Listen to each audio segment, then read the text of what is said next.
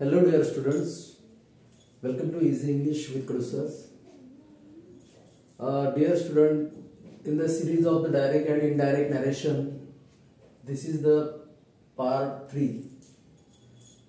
3 part मध्ये आपण exclamatory सेंटेन्सचं indirect narration कसं करायचं. अगोदरच्या 2 व्हिडिओमध्ये आपण असर्टिव्ह सेंटेन्सचं डायरेक्ट अँड इनडायरेक्ट नरेशन बघितलं. नंतर सेकंड पार्ट मध्ये इंट्रोगेटिव्ह सेंटेन्सचं डायरेक्ट इनडायरेक्ट नरेशन आपण बघितलं. तर या प्रॉमिनंट डायरेक्ट इनडायरेक्ट मध्ये जे काही चेंजेस आहेत, जे काही बदल आहेत हे सांगितलेले जाते. तुम्हाला टेन्सेस मध्ये बदल करायचे असतात. सिंपल प्रेझेंट असेल तर सिंपल पास्ट, प्रेझेंट कंटिन्युअस असेल तर पास्ट कंटिन्युअस, नंतर सिंपल फ्युचर असेल तर simple past, perfect present tense असेल तर परफेक्ट पास्ट टेन्स असे बदल. नंतर पर्सनल प्रोनाउन्स मधले बदल, आयचं रूपांतर ही मध्ये, बरोबर आहे. आय मध्ये जर फिमेल जेंडर असेल तर सी मध्ये रूपांतर, असे जे काही पर्सनल प्रोनाउन्स मध्ये बदल आहेत. आपण हीचं हिम, बरोबर आहे, सीचं हर, इटचं इट्स, देचं देम वगैरे असे जे काही बदल आहेत आपण बघितले. नंतर आहेत पंक्च्युएशन हे काढून टाकायचं असते, जे कारण याचं जे 2 पार्ट आहेत, रिपोर्टिंग वर्ब आणि रिपोर्टिंग स्पीच. पहिला बदल रिपोर्टिंग वर्ब मध्ये जे काही सेड, आस्क, टोल्ड जे काही असेल ते, आणि दुसरा बदल रिपोर्टिंग स्पीच म्हणजे पंक्च्युएशन मध्ये ते काढून टाकायचं असते. ओके. सो एक्सक्लेमेटरी सेंटेन्स आपण कसं ओळखायचं, कारण याच्यामध्ये काय असते, एक्सक्लेमेशन मार्क. बघा पहिल्या सेंटेन्स मध्ये एक्सक्लेमेशन मार्क आहे at the end of the sentence. Okay.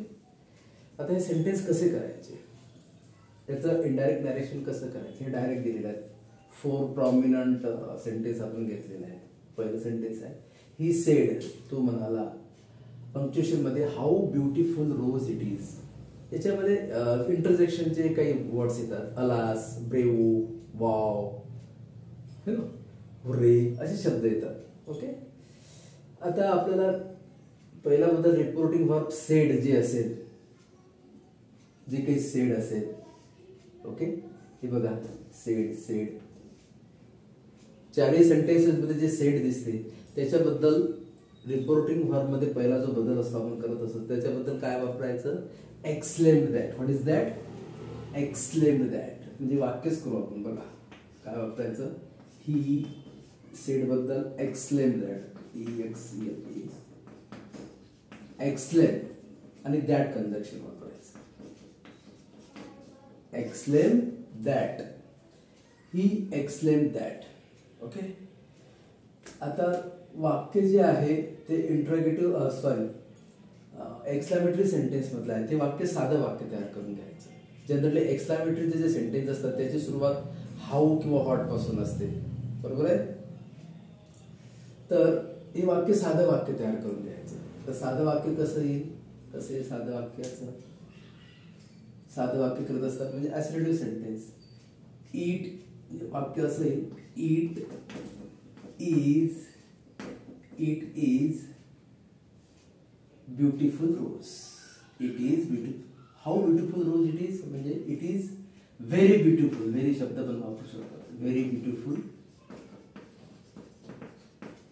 रोज, बरोबर आहे. How beautiful rose it is, असं it is very beautiful rose, बरोबर आहे.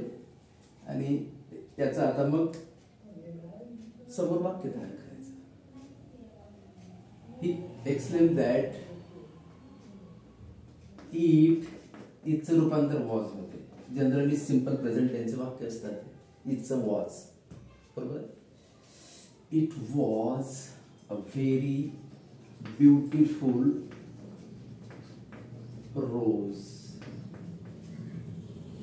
It is very beautiful rose. आणि या ठिकाणी एक्सक्लेमेशन मार्क रिमूव्ह करायचं कम्प्लिटली. ओके. आणि फुल स्टॉप द्यायचा. बघा कसा बदल केला आपण. सेड बद्दल एक्सक्लेम दॅट, हे वाक्य साधं वाक्य तयार केलं आणि डायरेक्ट इनडायरेक्ट याचं इनडायरेक्ट डायरेक्शन कम्प्लीट झालं. Okay. Did you understand.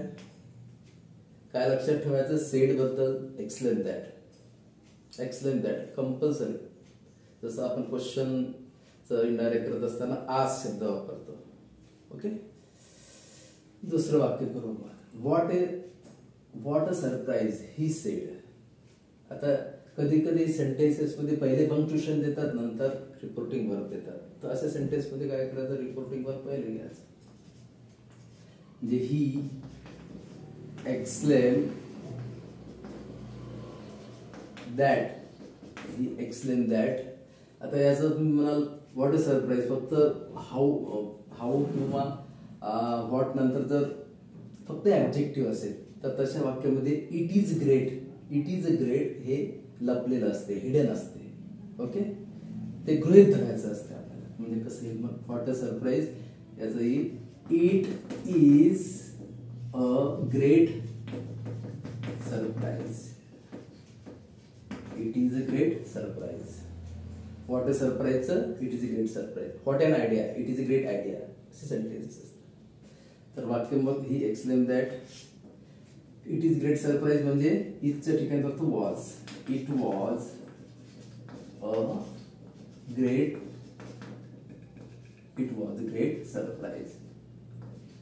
It was a great surprise झालं वाक्य. सिंपल मेथड आहे. It is not hard or difficult. तो थोडे क्ल्यूज आहेत ते लक्षात आपण ठेवायचे. ओके. काय केलं आपण, सेड बद्दल एक्सप्लेन दॅट हे वाक्य जे आहे व्हॉट अ सरप्राईज याचं साधं वाक्य तयार केलं. ते होते काय होते, it is a great surprise. Okay. So हे तुमच्या लक्षात आलं असेल. आणखी 2 वाक्य आपण राहिले ते पण सोडवण्याचा प्रयत्न करू. 2 वाक्य आणखी राहिले आपले. Ram sed alas he is dead. आता याच्यात हाऊ व्हॉट वगैरे असं नाही आहे, फक्त या ठिकाणी इंटरजेक्शन आहे, अलास शब्द आलेला आहे. असं वाक्य साधे असतात एकदम. म्हणजे कसं येईल वाक्य, मग 3 नंबरचं त्याचं इनडायरेक्ट नॅरेशन कसं करू आपण. Ram explain that. अलास शब्द जसा तसाच ठेवायचा. ओके. आणि जे पंक्च्युएशन आहे ते काढून टाकायचं. Alas he is dead. त्याचं इजच्या वॉज करायचं. He was dead. पंक्च्युएशन काढून टाकलं, झालं वाक्य. Did you get it. 4 नंबरचं sentence. He said what a film. What a fine film. किती सुंदर फिल्म आहे. याच्यासारखंच वाक्य आहे व्हॉट अ सरप्राईज सारखं. कसंही वाक्य आहे. ही सेड बद्दल काय, explain that.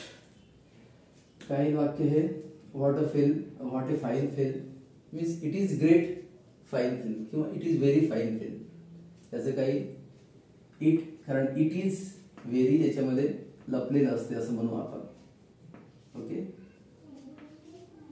What a fine film म्हणजे it is very fine film. म्हणजे कसं वाक्य,